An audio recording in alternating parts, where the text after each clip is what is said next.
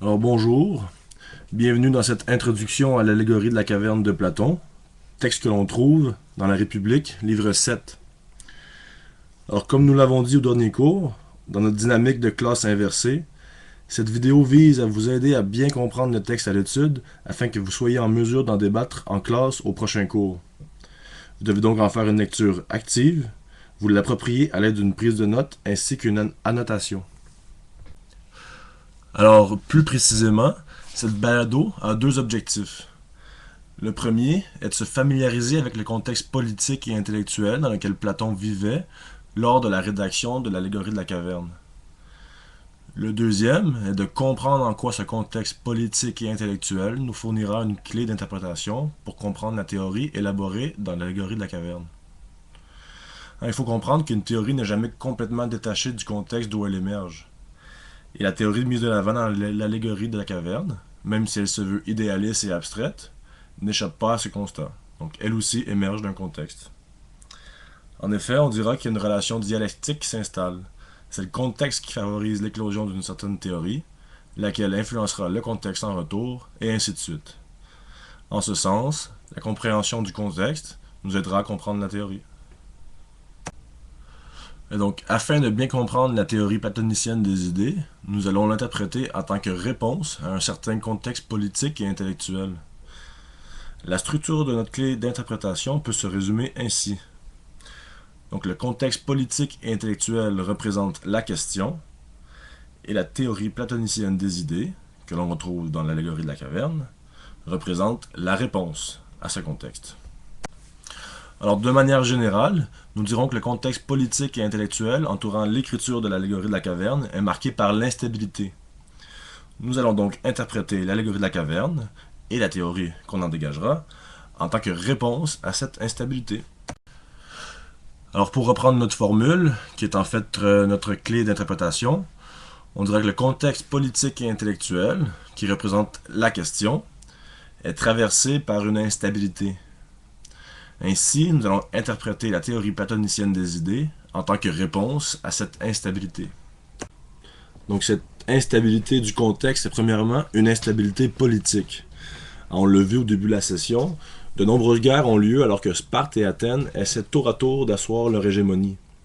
Par exemple, il y a la guerre du Péloponnèse, où la démocratie athénienne a été renversée en moins 401 par un coup d'État qui donne le pouvoir aux 400, une oligarchie qui ne durera que quelques mois. Ensuite, on l'a vu aussi au début de la session, en moins 404, Athènes, dans le règlement d'une défaite de la guerre contre Sparte, doit en outre se soumettre à une tyrannie, celle des 30 tyrans, qui jette la cité dans un climat de suspicion et de terreur. Il y a, de plus, le procès et condamnation de Socrate. Donc ce sont des événements qui ont profondément marqué Platon, qui a été un disciple de Socrate pendant environ 8 ans, en fait jusqu'à la mort de Socrate. Donc on comprend en général le climat politique qui entoure l'écriture de l'allégorie de la caverne de Platon est marqué par l'instabilité. Et l'instabilité du contexte est également une instabilité dans la sphère intellectuelle.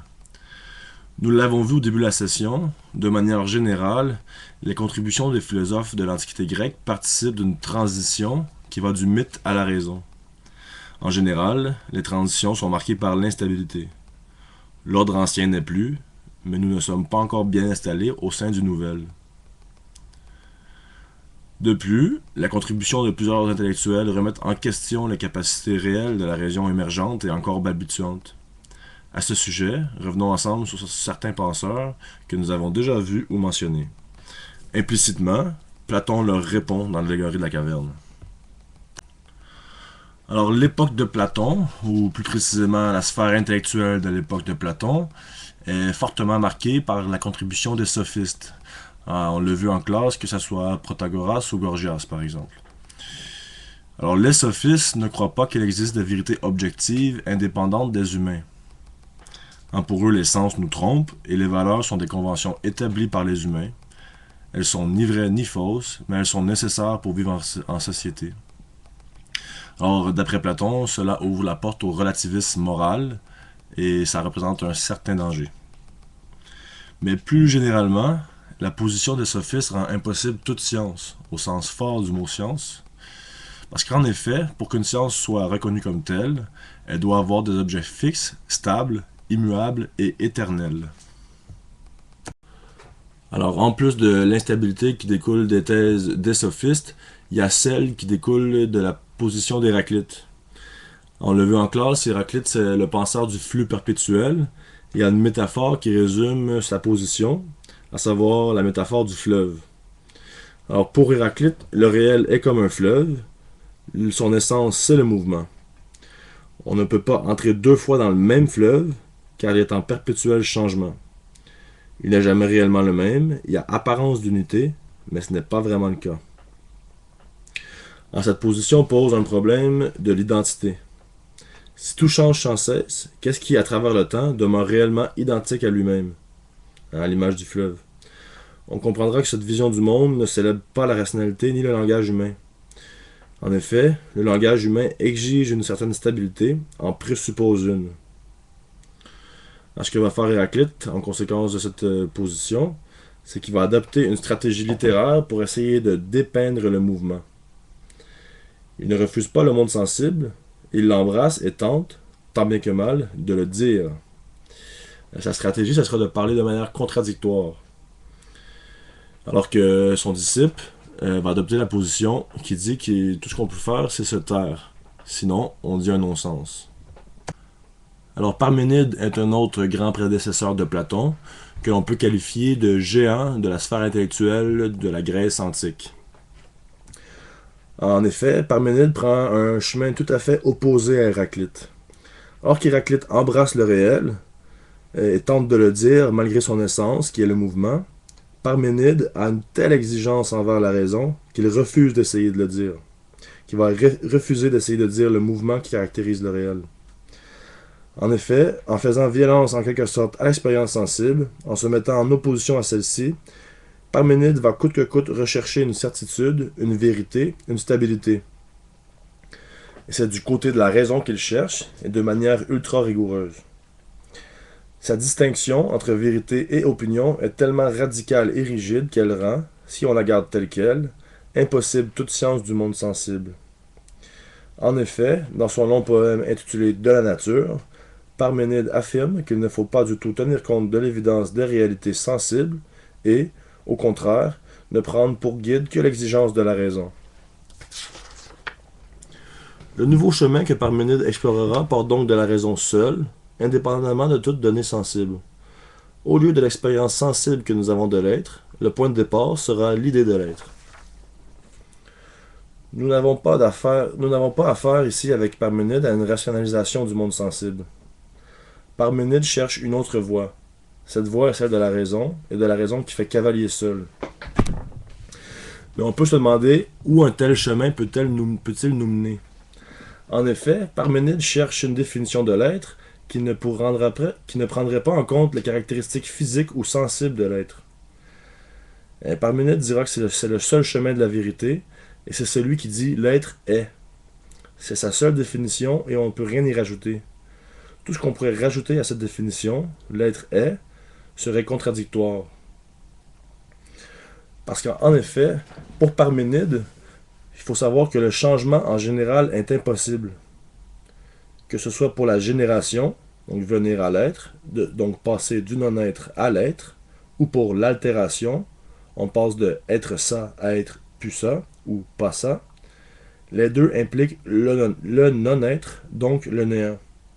Or, le néant est impensable et vient introduire une contradiction dans le principe de l'être. L'être n'a donc pas de début et pas de fin, il est simplement ce qui est, il est tout ce qui est. Il est également immuable, c'est-à-dire qu'il n'a pas de mouvement à l'intérieur de lui-même, ni de mouvement dans l'être vers un autre lieu, parce qu'il n'y a pas d'autre lieu. Alors qu'Héraclite met à mal le concept d'identité, demeurer la même chose à travers le temps, pour comprendre Parménide, il faut penser au concept d'identité de manière absolue. Si tu n'es plus exactement ce que tu étais, cela veut dire que tu n'étais pas et que maintenant tu es, donc il y a génération, passage du non-être à l'être. En ce sens, pour Parménide, c'est donc l'éternité qui caractérise l'être.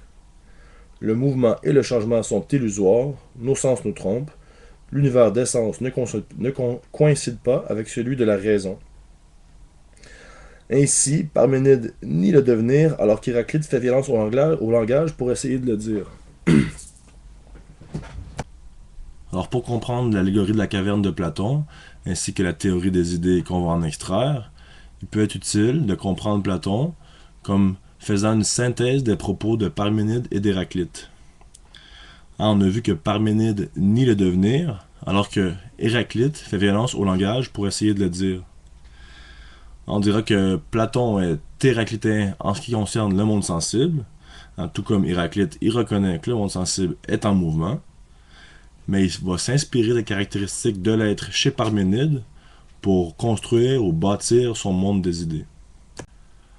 Alors, la théorie platonicienne des idées, qu'on retrouve dans l'allégorie de la caverne, est en quelque sorte une réaction à Héraclite et aux sophistes qui posent le problème de la possibilité d'une connaissance ou d'un savoir, étant donné l'absence, selon eux, d'entités stables auxquelles on peut se référer. Les sens nous trompent, le réel est en perpétuel changement, etc. En effet, pour qu'un savoir soit reconnu comme tel, il doit être vrai indépendamment de celui qui le teste, indépendamment de l'endroit où on le teste, etc. C'est-à-dire qu'il doit être objectif et stable à travers le temps. Or, d'après Platon, malgré cette évidence du devenir, qui est mise de l'avant par les sophistes et Héraclite, lorsque la pensée cherche à identifier et nommer un objet que les sens ont perçu, elle se demande spontanément ce que c'est. Elle cherche une identité et une définition stable de cet objet. En ce sens, connaître une chose, c'est savoir ce qu'elle est, c'est pouvoir la définir. Et cette définition demeure stable à travers le temps. Alors, de ce grand écart entre le flot du devenir et l'exigence d'une stabilité, Platon conclut qu'il est impossible que la réalité se limite aux données d'essence, de l'apparence et des opinions.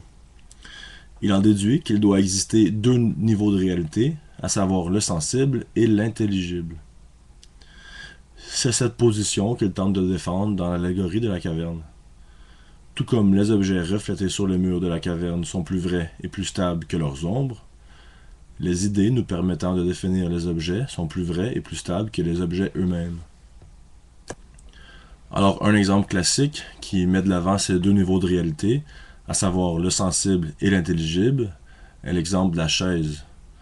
On dira que nous pourrions détruire toutes les chaises du monde ou de l'univers, mais l'idée, cependant, de la chaise existerait toujours.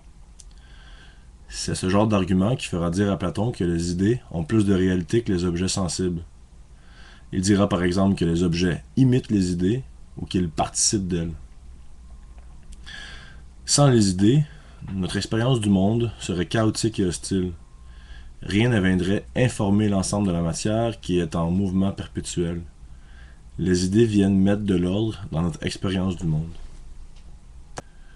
Alors pour résumer, on dirait que le contexte général de l'époque de Platon est traversé par l'instabilité, instabilité politique, mais aussi intellectuelle. Les penseurs de l'époque de Platon, dans leur transition du mythe à la raison, se sont mis à douter des capacités de la raison à exprimer le réel. En effet, si tout est en perpétuel changement, comment fonder une science du monde sensible qui soit rigoureuse et stable à travers le temps? Platon reconnaîtra cette instabilité du monde sensible, mais mettra de l'avant la stabilité qui caractérise le monde des idées. Ce monde des idées sera inspiré par les caractéristiques de l'être mises de l'avant par Parménide. Et c'est ce monde des idées que l'on verra dans l'allégorie de la caverne, livre 7 de la République.